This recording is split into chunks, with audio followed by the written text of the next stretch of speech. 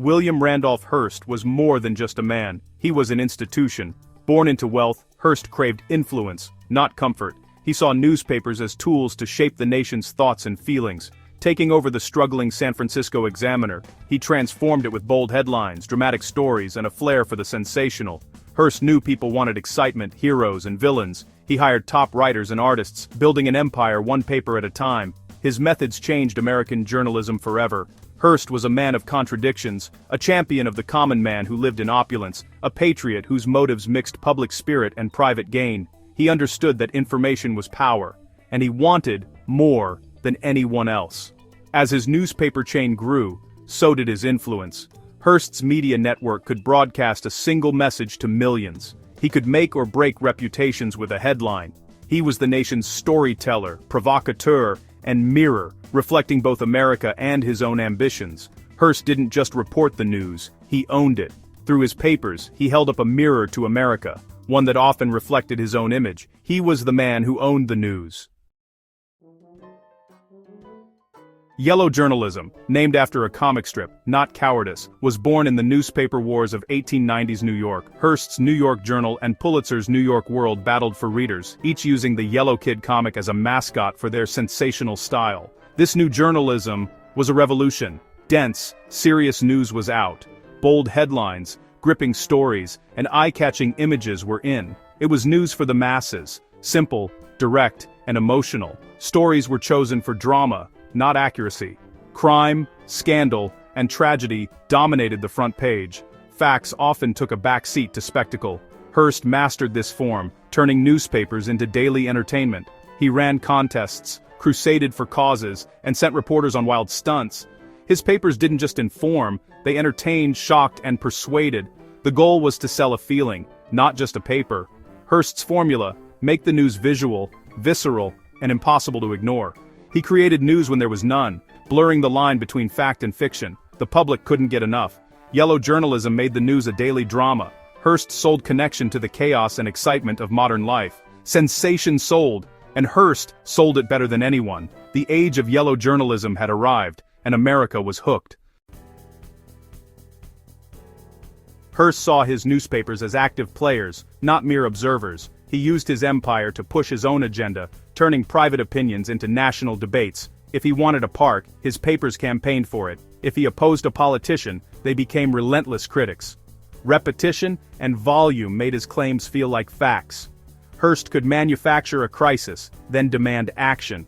His influence in politics was immense. He could make or break careers with a headline. He positioned himself as a champion of the people, even as he wielded enormous power. By his peak, 1 in 4 American families read a Hearst paper. He shaped public opinion on a scale never seen before. Before radio and TV, newspapers were the nation's main source of information. Hearst exploited this monopoly, manufacturing public opinion as much as he reported it. He wasn't just selling papers, he was selling a worldview, and business was booming. Hearst's papers were notorious for stretching the truth, or inventing it. Small events became front-page sensations. Sometimes stories were pure fiction. Reporters were encouraged to find drama, even if they had to create it. The Evangelina Cisneros affair is a classic example. Hearst's papers turned her into a Cuban Joan of Arc, then staged a daring rescue. The public saw a tale of heroism. In reality, it was carefully crafted propaganda. Hearst didn't just report stories, he created them. His papers manufactured crime waves, staged animal escapes, and blurred fact with fiction. There was no clear line between news and entertainment. Readers trusted what they saw in print, never suspecting the deception. Fiction was presented with the authority of fact. Hearst's genius was making the incredible seem real. His stories shaped public perception, regardless of the truth. The line between news and narrative was forever changed. The Spanish-American War was yellow journalism's high point and Hearst's greatest show. For years his papers painted the Spanish as villains and Cuban rebels as heroes. Sensational, often fake, stories and illustrations fueled outrage. The legendary telegram, "You furnish the pictures, I'll furnish the war," captures Hearst's approach, whether or not it really happened. His papers beat the drums of war, framing it as a moral crusade. The narrative was simple: good versus evil, and America had a duty to intervene. Responsible. Sensational coverage whipped up public anger and war fever. Pressure on President McKinley mounted. When war came, Hearst sailed to Cuba, reporters and cameras in tow, making himself part of the story. He even staged his own scoops, blurring the line between reporting and participation. For Hearst, the war was the ultimate story, one his papers helped ignite. He didn't just cover the war, he helped create it. Yellow journalism had reached its zenith. On February 15, 1898, the USS Maine exploded in Havana Harbor. The cause was unknown, but Hearst's papers immediately blamed Spain. "Destruction of the warship Maine was the work of an enemy," screamed the headlines. Sensational illustrations and a $50,000 reward fueled public outrage. The slogan, "Remember the Maine, to hell with Spain," swept the nation.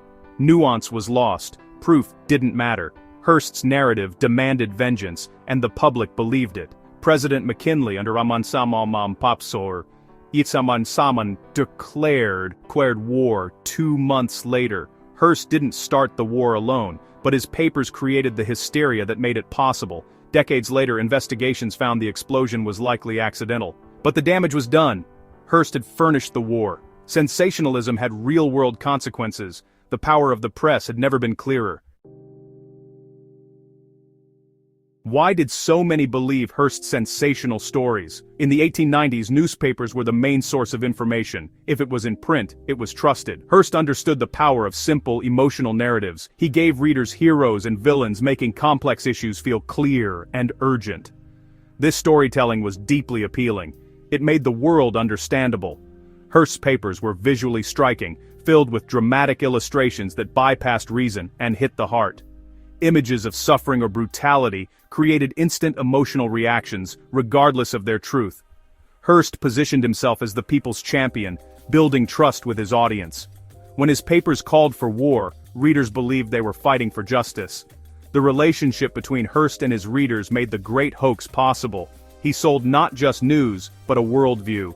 The authority of print, the power of images, and the appeal of simple stories combined to shape public opinion. Hearst's genius was psychological as much as journalistic. He knew how to move a nation, and he did.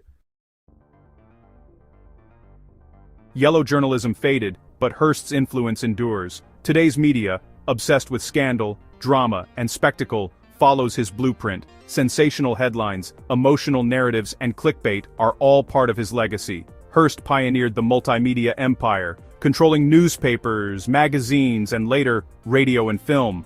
Modern media giants echo his strategy, amplify a message across platforms for maximum impact. Not all of Hearst's legacy is negative. He democratized news, making it accessible to the masses.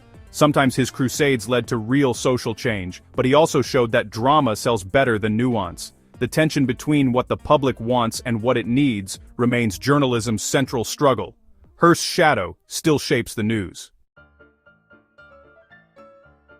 William Randolph Hearst's story is one of grand deception and immense power. He understood that people crave stories, and he gave them drama, heroism, and outrage. He shaped reality, not just reported it. His real prize was power, to start wars, make presidents, and shape a nation's dreams and fears. Hearst's control of the narrative made him one of America's most influential figures. Today, the tools of deception are even more powerful. Rumors can circle the globe in seconds. The line between fact and fiction is blurrier than ever. Hearst's world has become our world, on a scale he never imagined. His story is a cautionary tale. Information is never neutral. We must question our sources, seek different perspectives, and guard against manipulation.